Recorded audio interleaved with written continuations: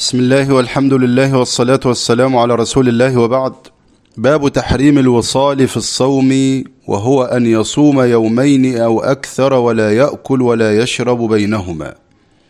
عن أبي هريرة رضي الله عنه وعن عائشة رضي الله عنها أن النبي صلى الله عليه وسلم نهى عن الوصال، متفق عليه. وعن ابن عمر رضي الله عنهما قال: نهى رسول الله صلى الله عليه وسلم عن الوصال. قالوا: إنك تواصل؟ قال: إني لست مثلكم، إني أطعم وأسقى، متفق عليه، وهذا لفظ البخاري. باب تحريم الجلوس على قبر.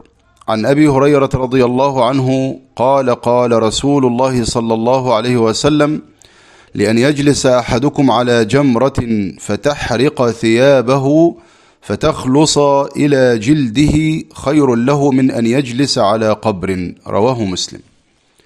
باب النهي عن تجصيص القبور والبناء عليها. عن جابر رضي الله عنه قال: نهى رسول الله صلى الله عليه وسلم أن يجصص القبر وأن يقعد عليه وأن يبنى عليه. رواه مسلم.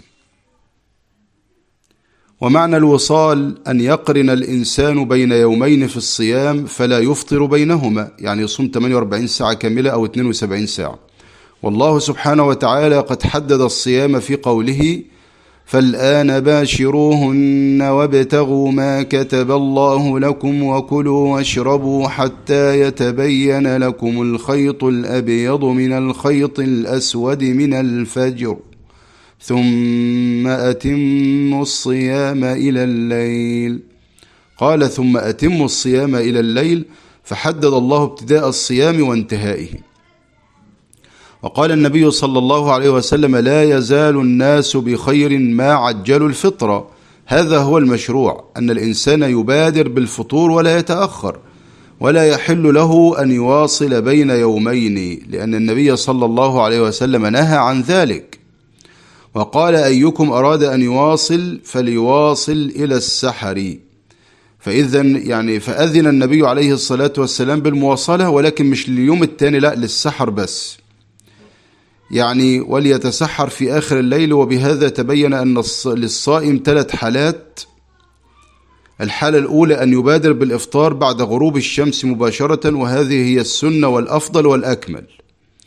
والحالة الثانية أن يتأخر إلى السحر، وهذا جائز لكنه خلاف للأولى، يعني بدل ما يفطر مثلا الساعة 5 لا، يأجل لحد مثلا الساعة 12 لما يتسحر، أو 1 أو 11 على حسب ما هو بيتسحر يعني. والحالة الثالثة ألا يفطر بين يومين بل يواصل، وهذا حرام على ما ذهب إليه المؤلف رحمه الله، وهذا هو الأقرب، لأن النبي عليه الصلاة والسلام نهى عن الوصال. فواصلوا رضي الله عنهم ظنا منهم أنه إنما نهى عنهم عن ذلك من أجل الرفق بهم يعني والشفقة عليهم. وقالوا: نحن نتحمل، فواصلوا فتركهم، ثم واصلوا وواصلوا حتى هل الشهر، شهر شوال يعني، فقال: لو تأخر الهلال لزدتكم، كالمنكر يعني لهم عليه الصلاة والسلام. وهذا يدل على التحريم، ولا يعني قد ذهب بعض العلماء إلى كراهة الوصال دون التحريم، لأن العلة التي هي الإرفاق بالناس، والإنسان أمير نفسه. لكن الأقرب أن الوصال يعني في نهي النبي عليه الصلاة والسلام، ولأن النبي عليه الصلاة والسلام واصل بهم يوما ويوما ويوما حتى رؤي الهلال.